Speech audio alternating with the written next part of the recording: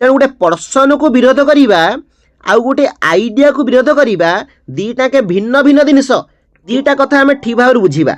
गोटे हूँ व्यक्ति को विरोध करवा माने पर्सन, आउ गोटे हूँ कौन आइडिया चिंताधारा को विरोध करवा। मनकर कौन गोटे प्रोग्राम करा जाउछि, तमे गोटे कौन गोटे आइडिया देल, मनकर से आइडियाटा को से माने ग्रहण कले नहीं, से कहले ना एटा कले एटा असुविधा हम, तेणु तमे कौन भाव मो कथा ये रोना, तेणु मो कथा रोनी माने मत कहीं मानु ना। आम भारतीय मानकर चिंताधारा आसब ना नहीं। मु गोटे एते बड़ पर्सन, मोर केते ना अच्छी, मोर नेम अच्छी, मोर फेम अच्छी, मु गोटे कथा कहली मो कथा कहीं रखिले नहीं, मो कथा कहीं मानिले नहीं, तामाने मत से माने विरोध करछोदी, मु आउ एठिक आसीबी नहीं कारण मो कथा रोउ नहीं। ठीक ना भूल? तो आइडियाटा को से माने तो विरोध करछोदी, तुमको विरोध करना, गोटे पर्सन हिसाब रे तुमको से विरोध करना।